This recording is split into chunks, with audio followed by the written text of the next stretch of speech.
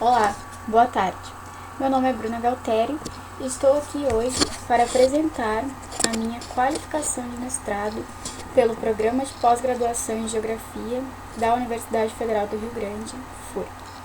Sou orientanda do professor Dr. Éder Maier e hoje apresentarei para vocês o mapeamento do risco ambiental diante da precipitação de granizo em Rio Grande RS. Relembrando que esse é um processo de qualificação do mestrado, e que vou apresentar aqui agora é o projeto. Então, vamos lá. Trouxe aqui para vocês um sumário, então, do que vou apresentar durante esta gravação. Então, no primeiro momento, vou falar um pouquinho da contextualização do assunto, logo em seguida, os objetivos da pesquisa, bem como os materiais e métodos, os resultados preliminares, as considerações finais e as referências que utilizarei ao longo da apresentação, e as referências encerrando esta gravação. Então, sobre a contextualização do assunto do mapeamento de risco ambiental. Segundo a Organização Meteorológica Mundial, em 2016, as mudanças no sistema climático do planeta Terra alertam para a alteração das características do estágio médio da atmosfera. Com essas possíveis alterações das características do estágio médio da atmosfera, com a possível alteração do clima, as geotecnologias e o geoprocessamento são ferramentas de apoio para a tomada de decisões e possibilitam integrar diversos planos de informações, diversos dados de diversas naturezas para analisar uma situação complexa. Então, Rio Grande vivencia dentro de um espaço de tempo episódios de enchente, ocorrências de granizo, ciclones extratropicais e entre outros fenômenos que comprometem a sua capacidade de resiliência socioambiental. Por que Rio Grande? Porque é um município o qual se refere à minha área de estudo, O município gaúcho está ao sul do estado do Rio Grande do Sul. No mapa a gente pode perceber que ele é defrontante ao Oceano Atlântico e sofre influência do mesmo, bem como de dois grandes corpos lagunares, que é a Laguna dos Patos e a Lagoa Mirim. Rio Grande ele já vivenciou ocorrências de granizo, precipitação sólida, que é o principal conceito, um dos principais, na verdade, dessa pesquisa. Aqui a gente fala somente da precipitação sólida. Então, o Rio Grande ele já vivenciou, em alguns momentos, essas quedas de granizo, como, por exemplo, os mais recorrentes que as pessoas possuem lembranças, que é o do ano de 98 e a última granizada de 2015.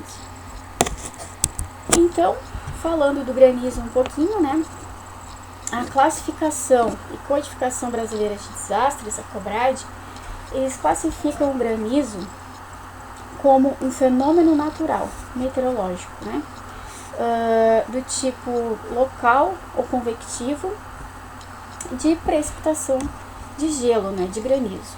Então, resumindo, eles falam que essa precipitação de granizo é uma precipitação de pedaços irregulares de gelo. Então, aqui ao lado, nós temos algumas figurinhas que demonstram diferentes diâmetros do granizo para exemplificar, caso alguém não tenha conhecimento do que é a precipitação sólida do granizo. E aqui eu trouxe uma figura também, um esquema de Machado e Torres de 2012, que tenta demonstrar esse processo de formação do granizo, um pouquinho dele. Então, basicamente, o granizo ele se forma em nuvens cumulonimbus, que são aquelas nuvens de alto desenvolvimento vertical, que estão associadas a tempestades e a temporais. Então, o granizo ele se forma no topo dessas nuvens e através de um processo que a gente chama de coalescência. Então, o granizo, as gotículas de água que estão contidas nas nuvens, da umidade do ar, elas ascendem, elas sobem para o topo da nuvem por causa do movimento do ar né, no interior dessa nuvem, e ao atingir baixas temperaturas, né, passando da isotérmica de 0 graus, elas começam a congelar, a se transformar em cristais de gelo. Então esse processo de coalescência, ele faz com que as gotículas dos cristais de gelo eles sejam empurrados para cima da nuvem e depois eles descendem novamente para a base da nuvem. Então eles ficam nesse ciclo, né, de sobe e desce dentro da nuvem, e durante esse ciclo essas gotículas de água e esses cristais de gelo vão se agregando com outros cristais de gelo e com outras gotículas de água. E assim o granizo, né, aquele pedaço irregular de gelo, vai criando forma. Até que em algum momento, né, essa corrente de ar não suporta mais o peso do granizo e acaba por precipitá-lo. Então aqui eu vou falar um pouquinho do Rio Grande do Sul e do município do Rio Grande, né?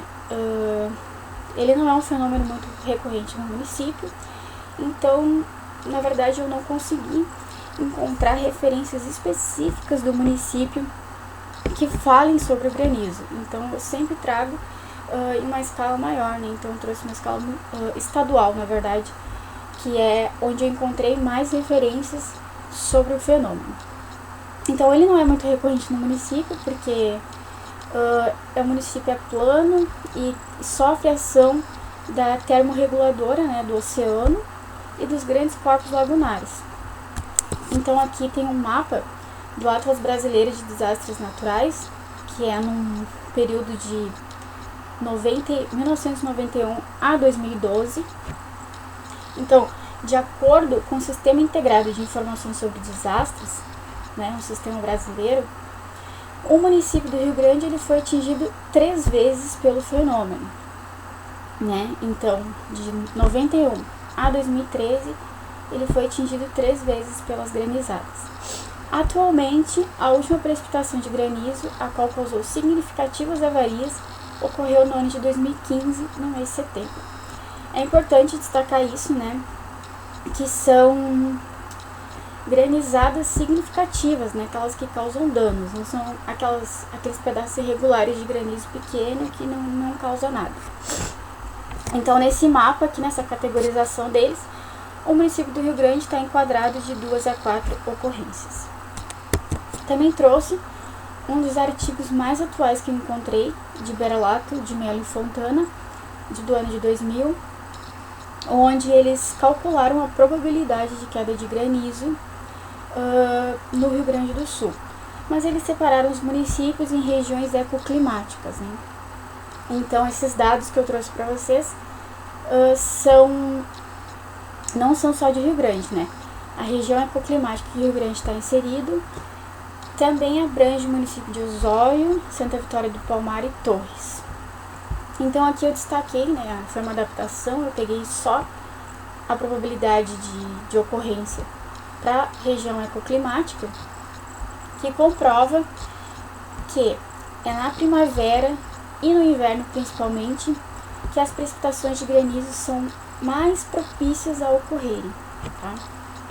Porque na primavera nós temos uma troca do gradiente térmico e acontece que torna-se mais possíveis dessas nuvens de tempestade se formarem sob a atmosfera. Então, aqui nós temos a probabilidade e dias de granizo, né? Então, 21% de probabilidade de um dia de granizada, né? 3% de probabilidade de 2 dias de granizada. E o 0 representa a não ocorrência do fenômeno. Aqui apresento para vocês também o inverno e o outono. O outono é a estação do ano menos propícia para a formação dessas nuvens e ocorrência de granizo. Vulnerabilidade e risco. Então, a vulnerabilidade não é um conceito que aparece no meu título assim logo de cara, mas ela está relacionada quando nós queremos tratar também do conceito de risco. Então, para eu falar do risco, e das pessoas que serão atingidas por esse risco de granizo, eu também tenho que destacar quais são as pessoas mais vulneráveis, né? Levando em consideração que todas serão atingidas por essas precipitações, mas umas serão mais vulneráveis e outras serão menos. Então, aqui contextualizando um pouquinho da vulnerabilidade, eu trago que a vulnerabilidade é a suscetibilidade em que os seres humanos se enquadram, né, frente a um perigo ou um possível dano, envolvendo uma série de fatores, né, que podem aumentar ou diminuir os riscos que eles serão expostos. Né? Essa conceituação é de Esteves, 2011. Em contrapartida, eu trago o conceito de risco por Veirete, 2007. O que ela nos diz? Ela nos diz que o risco é uma construção social da percepção do perigo, de uma possível catástrofe em relação a um indivíduo ou a um grupo de indivíduos. Então é necessário que exista alguém que perceba e possa sofrer com os efeitos dos danos. Então, para haver um risco, eu preciso que tenha a presença de um indivíduo, uma pessoa, ou um grupo de indivíduos, um grupo de pessoas. Então, né, a vulnerabilidade, o estudo dessa vulnerabilidade social, frente aos episódios de intensificação desses eventos extremos, que são as granizadas, as precipitações de granizo significativas, que atinge principalmente a região sul do Brasil, é um estudo oportuno para entender o grau de vulnerabilidade e o risco da população local, né? Lima e Bonetti, 2018, que retrataram esse pedaço aqui de relação à vulnerabilidade social que eu acabei de destacar para vocês, né? Então, aqui eu trouxe duas imagens que retratam essa questão da vulnerabilidade social. Essas imagens são da Coordenação Municipal de Proteção e Defesa Civil do município do Rio Grande. São imagens da granizada de setembro de 2015. Acima nós temos um dos bairros, né, a Vila Dom Bosquinho, aqui de Rio Grande. E aí está circulado as residências que estão com lonas, cobertas com lonas, né, que foram distribuídas pela Defesa Civil Municipal. E logo abaixo nós temos uma imagem da zona rural do município, né, que mostra a ocorrência de enchente relacionada também ao processo de granizo, né, que nem sempre, a maioria dos casos, né, não é só o granizo, são excessos de chuva que acabam inundando, que acabam alagando e atingindo essas populações, né. Então não necessariamente é só o efeito do granizo, também vem associado outros efeitos, né? Inundações, enchentes, vendavais também, que são bastante associados. Retornando ao conceito de risco, então eu trouxe aqui um esquema, também da Veirete de 2007, onde ela retrata os diferentes tipos de risco, né? Então nós temos um risco natural, nós temos um risco tecnológico, temos um risco social e temos um risco ambiental. No nosso caso, da nossa pesquisa, nós destacamos o risco natural, que o risco natural, a Veirete comenta que ele pode ser pressentido, percebido, ele também pode ser suportado. Ele acontece através da ação de um processo físico e também da ação de uma alha. O conceito de alha, ela traz como um possível acontecimento, tá? Um possível acontecimento e a sua probabilidade de realização. Então, a nossa alha aqui do nosso estudo, ela é uma alha hidroclimática, né, que se trata do granizo. Mas trabalhamos com o conceito de risco ambiental e não natural. Por quê? O risco ambiental, ele associa, né, esses riscos naturais, mas ele é agravado pela ação antrópica e pela ocupação do território. Então, existe uma ponta da interferência humana que é responsável também por caracterizar o risco ambiental, né? Então, quando a gente tem o homem, o indivíduo envolvido com esses riscos naturais, por isso que ele é ambiental. E para finalizar, trouxe o SIG, né, o Sistema de Informações Geográficas, como uma ferramenta para estipularmos esse mapeamento, né, esse índice, em que utilizaremos de dados, utilizaremos de hardware, utilizaremos de métodos, pessoas e um software específico. E dentro desses dados nós podemos destacar esses eventos extremos, né, destacando o granizo, o evento extremo de granizo, para manipularmos dentro do software e podemos gerar dados, informações, né, na verdade, que possam ajudar, por exemplo, a Defesa Civil Municipal a traçar estratégias, a traçar planos de prevenções contra episódios futuros, né, que possam vir a ocorrer, com certeza ocorrerão. Objetivo geral. Então, o objetivo geral é gerar e analisar a distribuição espacial do risco ambiental do município do Rio Grande RS, diante da ocorrência de granizo, a partir de uma análise multicritério, com dados ambientais e dados socioeconômicos. Objetivos específicos: organizar um banco de dados ambientais e socioeconômicos, mapear o índice de risco ambiental do município do Rio Grande diante dessa precipitação de granizo através de um indicador multicritério e propor medidas preventivas para a ocorrência de futuros episódios semelhantes. Dados. Então, os dados que serão utilizados, né, eles se baseiam em dados do sistema ambiental e dados socioeconômicos. E aqui eu trouxe dois grandes grupos que esses dados se dividem, na verdade. Um dos grupos, ele expressa a vulnerabilidade social e o outro expressa o risco. Por quê, né? Porque em um, eu vou conseguir identificar quais são as pessoas mais vulneráveis se forem atingidas por esse granizo, levando em consideração que todas serão atingidas, né? Então, aqui eu vou trabalhar com dados de renda, abastecimento de energia elétrica, abastecimento da água da rede geral, esgotamento sanitário, presença de banheiro, serviço de coleta serviço de coleta de lixo e analfabetismo. Estou falando tanto de chuva, né, de precipitação sólida, que acabei confundindo. E o outro grande grupo, né, expressa o risco com estas variáveis: hidrografia, uso e cobertura do solo, unidades de conservação, população e pedidos de auxílio à Defesa Civil Municipal. Então, aqui nós temos os procedimentos. Eu vou, acho que dar um pouquinho de zoom,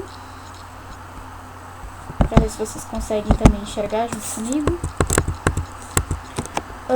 Então, aqui do lado nós temos os dados, a entrada de dados, né, nesses procedimentos, uso e cobertura do solo, unidade de conservação e pessoas residentes. As demais variáveis socioeconômicas, né, do Censo, IBGE de 2010 e a hidrografia. E os pedidos de auxílio. Então, aqui eu trouxe um pouquinho das referências, né? Esses fatores, esses elementos da primeira caixinha, eles têm como referência o MAP Biomas, o Ministério do Meio Ambiente, o ICMBio e o Censo IBGE de 2010. Bem como o segundo quadradinho mostra que essas variáveis também serão retiradas do Censo do IBGE de 2010 e do RASENAC de 2010. E, para baixo, os pedidos de auxílio, eles são da Coordenadoria Municipal de Proteção e Defesa Civil do município do Rio Grande do ano de 2015, que foi a última granizada significativa, né, que ocorreu no município. Então, aqui no segundo momento, nós temos os processos que essas variáveis serão submetidas. Então, aqui nós temos a lógica booleana, né, que estabelece limites binários, 0 e 1, para as variáveis de uso e cobertura do solo, unidade de conservação e pessoas residentes. Então, a lógica booleana ela vai trabalhar no sentido de excluir áreas que não existem pessoas residentes, tá?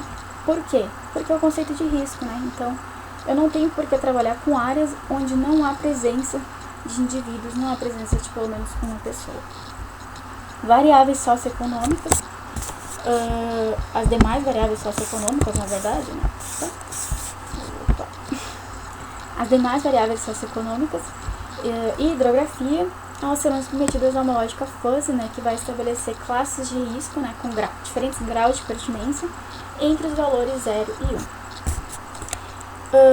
E também será gerado um mapa de calor para esses pedidos de auxílio da Defesa Civil, né, os quais estão sendo já referenciados. É uma planilha bem extensa de endereços que pediram auxílio à Defesa Civil no ano de 2015. Então, através desses endereços, será gerado um mapa de calor. Posteriormente, né, à aplicação dessas lógicas, vamos aplicar o processo de rasterização desses dados, né, que estão, num primeiro momento, vetoriais. Eles serão transformados para raster para aplicarmos uma análise multicritério. Esses rasters serão multiplicados, né? As colunas e linhas terão os valores, pesos específicos para conseguirmos atingir uma espacialização das áreas de risco ambiental final. Esses procedimentos, então, eles serão realizados no software QGIS, né, software livre, e as 4 variáveis que terão maiores pesos associados, né, nem todas terão o mesmo peso, porque, na verdade, muitas variáveis são variáveis secundárias, né, então elas nos ajudam a entender quais são as pessoas e onde elas estarão, né, quais são as pessoas mais vulneráveis se forem atingidas. Mas as variáveis com maiores pesos associados vão ser a densidade demográfica, o número de pessoas residentes por domicílio, a renda per capita e os pedidos de auxílio. Então, né, o índice final apontará espacialmente as possíveis áreas do município mais propícias à precipitação de granizo, né, quando ocorrerem episódios futuros. Então, o risco ambiental, essa equação que eu trouxe para vocês, né, todas as variáveis serão multiplicadas e divididas pelo número de variáveis. Essa equação ela é adaptada de Helene Bonetti, também de 2018. Então, a nossa escala de análise, né, das variáveis socioeconômicas são através dos setores censitários do município do Rio Grande. Então, todas aquelas variáveis socioeconômicas que eu comentei para vocês, que também vou falar um pouquinho delas, na verdade, né? Elas se enquadram em setores censitários. Mas é muito ruim, né, a gente falar dos resultados através da codificação de setores. Então, nós vamos apontar os nossos resultados, né, através da intersecção desses setores censitários com os distritos do município e da intersecção desses setores também com os bairros, né, que fica uma maneira mais fácil de retratar os resultados. Então, aqui, como resultados preliminares, eu trouxe as variáveis do censo IBGE do ano de 2010. Né. Então, aqui nós temos a densidade demográfica do município do Rio Grande, que é uma das variáveis com os maiores pesos associados. Né? Aqui mostra a concentração populacional do município e é uma variável muito importante, né? Porque se a gente está trabalhando com risco, nós estamos trabalhando com pessoas. Então a gente pode ver uma grande concentração populacional na área urbana, né? As pessoas residentes por domicílio particular permanente. Então também é uma variável importante, né? Porque são o número de pessoas que estão residindo no mesmo domicílio. Então é importante, né, principalmente, por exemplo, para a Defesa Civil, essa informação, saber quantas pessoas tem naquele domicílio, quantas são necessárias realocar caso, né, ocorra um estrago total na moradia. A renda per capita, né, relembrando que essa renda per capita também em relação ao salário mínimo do ano de 2010, né, esses dados são do censo IBGE de 2010. A renda, né, ela é importante para entendermos onde estão assentadas essas pessoas, quais são as condições da moradia dessa pessoa, né, dessas pessoas, o tipo de cobertura da moradia dessas pessoas. Né. Então, a renda ela influencia bastante nesses critérios, que são critérios que auxiliam a amenizar a precipitação de granizo. Né. O analfabetismo também, essa variável, ela também trabalha, né, se expressa também mediante a renda, né, as pessoas que possuem uma escolaridade, né, completa, né, uma educação básica, elas estão mais propícias a ingressar no mercado de trabalho, a aumentar a renda, né, da família, da casa. Então é uma variável também importante, mas é secundária, né, que vai nos ajudar a expressar a vulnerabilidade, bem como o abastecimento da água da rede geral, né, essa variável, assim como também o esgotamento sanitário, a presença de banheiro, o abastecimento de energia elétrica, cachorros latindo, né? Isso que acontece com a apresentação em plena pandemia. Coleta de lixo são variáveis secundárias. Essas variáveis, elas auxiliam, enfim, né, a expressar a vulnerabilidade, né? Então, essas pessoas que não são contempladas com a coleta de lixo, com uma rede geral de esgoto, de distribuição de água filtrada, né? Todas essas questões expressam a vulnerabilidade dessas famílias e nos indicam, né, se elas recebem esses serviços, se elas não recebem, né, elas podem ter possíveis casos de doenças, presença de animais sinantrópicos, enfim, podem ocupar, né, as margens da lagoa para utilizar os recursos hídricos de forma inadequada e não tratada. Então, são variáveis que nos auxiliam a identificar essa vulnerabilidade. Então, as variáveis ambientais, né, as variáveis de hidrografia, os corpos hídricos, eles são importantes, porque por muitas vezes as pessoas ocupam o entorno desses corpos hídricos e não contam com os processos de enchente, inundação, né? A Laguna dos Patos é um corpo hídrico que sofre constantemente com inundações, então muitas moradias são inundadas e as pessoas possuem muitos danos materiais relacionados a isso, né? Então, as passagens dos sistemas atmosféricos que atenuam esses processos podem demonstrar quais são as áreas que serão atingidas, né, quando inundarem principalmente. Então, vocês podem perceber lá com a densidade demográfica, com as pessoas residentes, que elas estão ocupadas basicamente no entorno desses corpos hídricos, né? Então, o Rio Grande ele sofre muito com essa questão de enchente e de marés meteorológicas também, né, do Oceano Atlântico. Os banhados, basicamente a mesma questão, né? Os banhados eles retêm a água, então eles são áreas inóspitas, né? Não é possível que as pessoas se assentem no banhado, porque vai acontecer o mesmo problema, vai ocasionar enchentes. Então são áreas inóspitas para as pessoas estarem situadas ao longo dos banhados, né, ao entorno dos banhados. A mesma coisa, né, com o corpo hídrico. Então as precipitações, né, elas são filtradas para esses banhados. Então não é possível se assentar no local em que vai ocorrer enchente e que você vai ter uma moradia irregular. O uso e cobertura de solo, né? O uso e cobertura de solo ele nos apresenta em qual uso e cobertura essas populações estão assentadas. Aí em rosa a gente pode perceber a mancha urbana do município do Rio Grande. E o uso e cobertura de solo ele é imprescindível para nos destacar principalmente as áreas de agricultura e lavoura, que são áreas que são frequentemente atingidas por granizo e causam estragos irreversíveis, principalmente para o setor econômico dessas famílias, né? Então, as plantações, agriculturas são importantes serem destacadas através do uso e cobertura do solo também. E as unidades de conservação, né?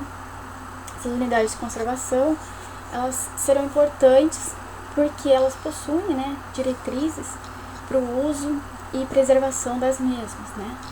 Então, elas entram naquele critério de que ou não tem um indivíduo presente naquele local ou tenha através de diretrizes e normas para o uso daquela unidade de conservação.